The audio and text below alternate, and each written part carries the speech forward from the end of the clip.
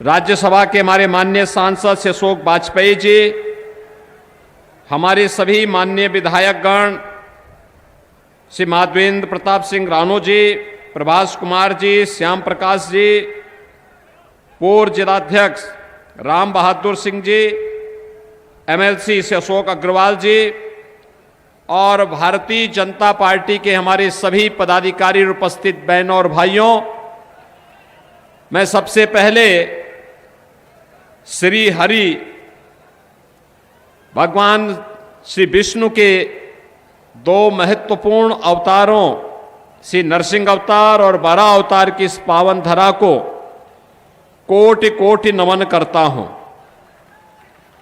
आप सभी का मैं हृदय से अभिनंदन करता हूं कि इतनी भीषण धूप में इतनी भारी संख्या में गर्मी और लू की परवाह के बगैर आप जिस मजबूती के साथ, जिस उत्साह के साथ अपना आशीर्वाद देने के लिए भारतीय जनता पार्टी के प्रत्याशी को देने के लिए आए हैं, वह अंतःकरण से विभूत करने वाला है। मैं आपका हृदय से अभिनंदन करता हूं, स्वागत करता हूं। बहनों और भाइयों, हरदोई हम सब के लिए एक मानक है और इस बात का मानक है कि सृष्टि के प्रारंभ से ही इस सृष्टि में दो प्रकार के मानव रहते आए हैं। एक वे जीव हैं जो श्री हरि विष्णु के विरोधी हैं, ईश्वरीय सत्ता का विरोध करते हैं, और दूसरा वे मानव हैं जो श्री हरि ईश्वरीय सत्ता के स्नेही हैं। और हरदोई वासी तो ये साक्षात भगवान विष्णु के स्नेही माने जाते हैं, श्री हरि के स्नेही माने जाते हैं, इसलिए हरदोई कहलाए। और बहनों और भाइयों, जो कार्य सृष्टि के प्रारंभ में से चला रहा है वही तो आज भी हो रहा है। देश के अंदर एक तरफ भगवान श्री विष्णु के ही अवतार मर्यादा पुरुषोत्तम भगवान श्री राम के भक्त हैं और दूसरी तरफ रामद्रोही हैं। आज आपने देखा होगा कांग्रेस ने अपने एक प्रवक्ता के खिलाफ इसलिए कार्रवाई कर दी क्योंकि उनकी प्रवक्ता अयोध्या में रामलला का दर्शन करने के लिए गई थी। अब आप सोचो, इन कांग्रेसियों की मति मारी गई है, भगवान का विरोध कर रहे हैं, भगवान का विरोध कर रहे हैं। और यही तो मैं कहने के लिए आया हूं, एक तरफ राम की सत्ता पर, ईश्वरीय सत्ता पर विश्वास करने वाली भारतीय जनता पार्टी और सहयोगी दल है, और दूसरी तरफ राम का द्रोह करने वाले, राम के द्रोह करने वाले की दुर्गति हमेशा तय है। और बहनों और भाइयों, लोकसभा का चुनाव 2024 इस बात का साक्षी एक बार फिर से बनने जा रहा है। पूरे देश के अंदर जो माहौल है, 2 चरणों का चुनाव संपन्न हो गया है। बहनों और भाइयों, 2 चरणों के चुनावों के बाद कल तीसरे चरण का चुनाव है। 2 चरणों का चुनाव और कल तीसरे चरण का चुनाव होने के बाद बहनों और भाइयों, 286-87 सीटों पर अब तक चुनाव, 285 सीटों पर अब तक चुनाव संपन्न हो चुका होगा कल सायंकाल तक। और पूरे देश के अंदर जो स्वर गूंज रहा है, 2 ही स्वर गूंज रहे हैं। वह है, एक स्वर है जो पूरे देश के अंदर है, वह वृद्ध हो, जवान हो, महिलाएं हो, पुरुष हो, गांव हो, शहर हो, हर ओर एक ही स्वर गूंज रहा है, और वह है फिर एक बार मोदी सरकार, फिर एक बार मोदी सरकार। और लोग पूछते हैं कि मोदी सरकार क्यों? तो बहनों और भाइयों, भारत की जनता के द्वारा कहा जाता है, जो राम को लाए हैं हम उनको लाएंगे। तो स्वाभाविक रूप से राम को लाने के लिए तो राम भक्त ही आएंगे ना, कोई रामद्रोही तो रह जाएगा। और बहनों और भाइयों, यही स्थिति पूरे देश के अंदर है और कल भी यही देखने को मिलेगा। मैं आज के इस अवसर पर आपसे यही कहने के लिए आया हूं, हमारी पीढ़ी सौभाग्यशाली है कि हमने बदलते हुए भारत को देखा है। एक नए भारत का हम दर्शन कर रहे हैं, जो भारत दुनिया के अंदर सम्मान प्राप्त कर रहा है, जिस भारत की सीमाएं सुरक्षित हैं, जिस भारत में आतंकवाद और नक्सलवाद पूरी तरह नेस्तनाबूद हो रहा है, और जिस भारत ने विकास के नित नए प्रतिमान स्थापित किए हैं, highway, railway, expressway, 1 district 1 medical college, IIT, IIM, IIIT, NIT, world class university, 1 district 1 product के माध्यम से स्थानीय कारीगरों को सम्मान देने का कार्य हो, या हर घर नल की योजना। बहनों और भाइयों, आपके हरदोई में भी मेडिकल कॉलेज बन गया, हर घर नल की योजना लागू हो रही है। और हरदोई में बहनों और भाइयों, गंगा एक्सप्रेसवे भी यहीं से होके जा रही है। गंगा एक्सप्रेसवे जाने का मतलब, अगर हरदोई से आपको दिल्ली जाना होगा तो मात्र 4 घंटे में आप गंगा एक्सप्रेसवे से दिल्ली पहुंच जाएंगे, और प्रयागराज जाना होगा तो 1.5 से 2 घंटे में आप प्रयागराज पहुंच जाएंगे। इसमें औद्योगिक क्लस्टर बनेंगे, हजारों नौजवानों के लिए नौकरी और रोजगार की सुविधा प्राप्त होगी। एक नए स्वरूप में, एक नए भारत का दर्शन हम कर रहे हैं। विकास भी है और विरासत का सम्मान भी है। विकास भी है, विरासत का सम्मान भी है, और गरीब कल्याण भी है। आप सोचो, कांग्रेस और समाजवादी पार्टी की सरकार के समय गरीब भूखों मरता था। आज बहनों और भाइयों, 80 करोड़ लोग फ्री में राशन की सुविधा का प्राप्त कर रहे हैं। ये कांग्रेस और सपा के लोग क्या कहते हैं? कहते हैं कौन मोदी जी अपनी जेब से दे रहे हैं। हम कह रहे हैं तुम 65 वर्षों तक शासन कर रहे थे, तब क्या कर रहे थे? तब तो गरीब भूखों मरता था। और आज मोदी जी के समय में उन्होंने गरीब को ध्यान में रख करके योजना बनाई, तो 80 करोड़ लोग फ्री में राशन की सुविधा प्राप्त कर रहे हैं। उनके समय में स्वास्थ्य सुविधा के अभाव में लोग दम तोड़ते थे। आज बहनों और भाइयों, 60 करोड़ लोग आयुष्मान भारत में 5 लाख रुपए की स्वास्थ्य बीमा का कवर प्राप्त कर रहे हैं। और बहनों और भाइयों, हमने तो यूपी में यह भी व्यवस्था की है, कोई गरीब बीमार पड़ जाए, कोई भी व्यक्ति बीमार पड़ जाए, उसकी जाति, उसका मत, उसका मजहब भी नहीं पूछते।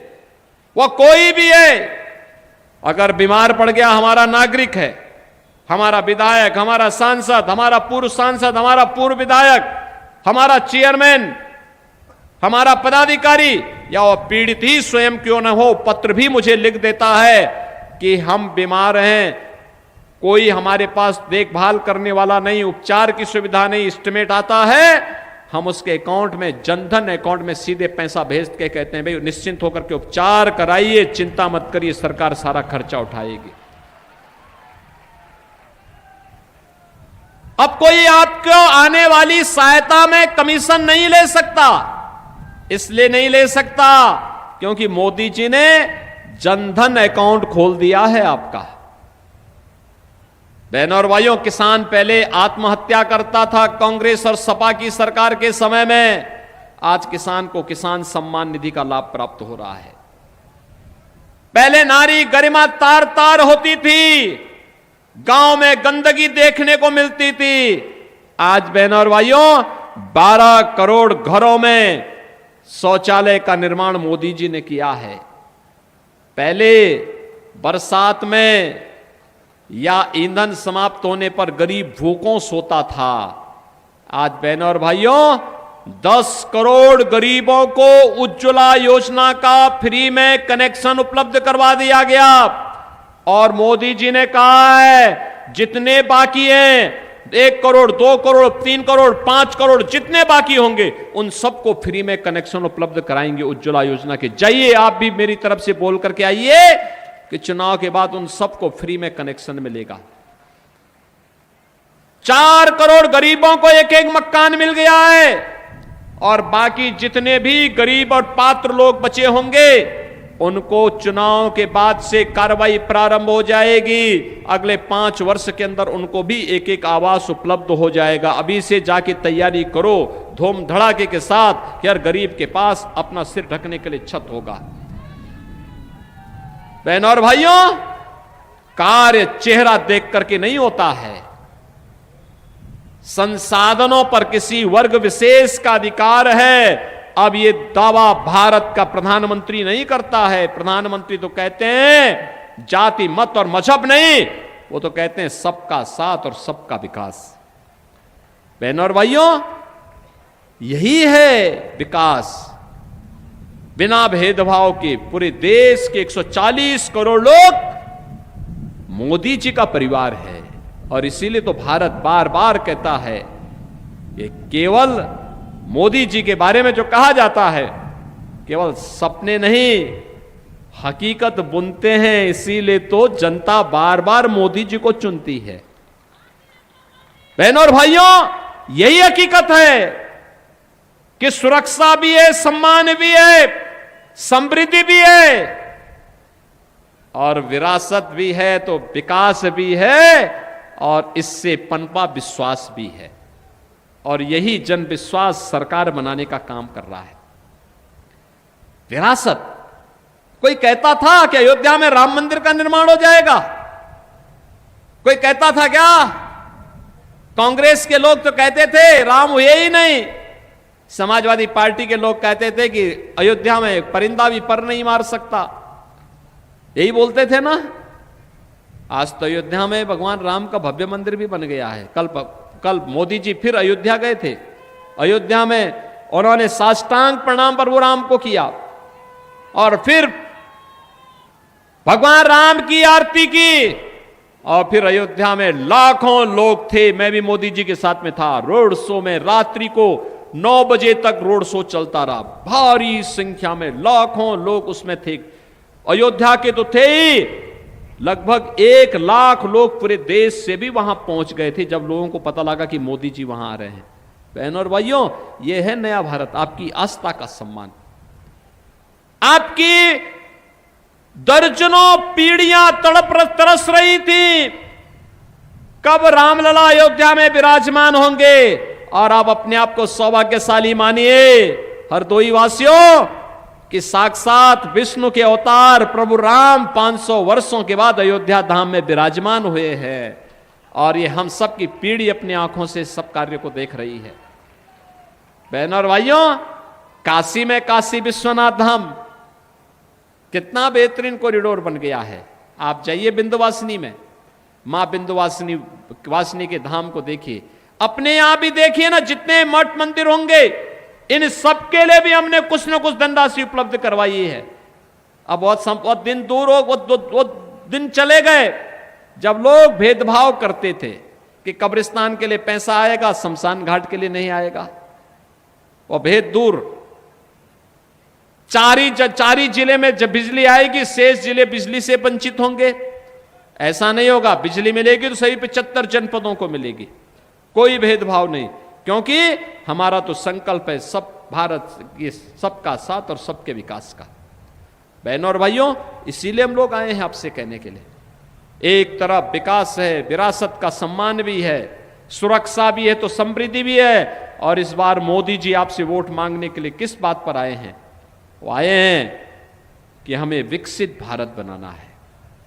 विकसित भारत किसके लिए? आपके लिए, इन युवाओं के लिए, आने वाली पीढ़ी के लिए। 25 साल के बाद आने वाली पीढ़ी खुशहाल जीवन व्यतीत कर सके, कोई गरीब न रहे, कोई कमजोर न रहे, कोई बदहाल न रहे, किसी के सामने हाथ फैलाने की नौबत ना आने पाए। इस प्रकार का भारत हमें चाहिए और उस प्रकार के भारत के लिए मोदी जरूरी है भारत के लिए। और इसीलिए हम लोग आए हैं आपसे कहने के लिए बहनों और भाइयों, उस भारत के लिए आज आपका समर्थन और आशीर्वाद भारतीय जनता पार्टी के प्रत्याशी श्री जयप्रकाश रावत जी के समर्थन में आपसे अपील करने के लिए आए हैं। बहनों और भाइयों, श्री जयप्रकाश रावत जी को मिलने वाला कमल चुनाव चिन्ह पर एक एक वोट ये मोदी जी को जाने वाला है, मोदी जी को जाएगा। इसलिए कमल चुनाव चिन्ह पर 13 मई को होने वाले चुनाव में श्री जयप्रकाश रावत जी को भारी बहुमत से आप विजयी बना के भेजेंगे, भेजेंगे, भेजेंगे। थोड़ा जोर से बोलिए, आपकी आवाज लखनऊ में भी और दिल्ली में भी पहुंचनी चाहिए। पहुंचेगी हरदोई की आवाज, भारी बहुमत से विजयी बना के भेजेंगे। सहमत हैं? जयप्रकाश जी रिकॉर्ड वोटों से चुनाव जीत के जाएंगे। सहमत है ना? तो मैं निश्चिंत होकर के जाऊंगा, मोदी जी को बता जाऊं कि हम हरदोई सीट रिकॉर्ड वोटों से जीतेंगे। वैसे भी यहां शाहबाद का तो रिकॉर्ड है। मैं 2022 में भी आया था रजनी जी के चुनाव में, और तब भी आपने अपना आशीर्वाद दिया, प्रदेश में सरकार बन गई। और बहनों और भाइयों, इस बार हम फिर आए हैं जयप्रकाश रावत जी को भारी बहुमत से विजयी बनाकर के मोदी जी को तीसरी बार भारत का प्रधानमंत्री बनाना है, जिससे विकसित भारत के अभियान में हम भी भागीदार बन सकें। सहमत है ना? तो कमल चुनाव चिन्ह पर भारी बहुमत से विजयी बनाने की अपील करते हुए बहनों और भाइयों मेरे साथ बोलेंगे, भारत माता की, भारत माता की, भारत माता की जय श्री राम, जय जय श्री राम।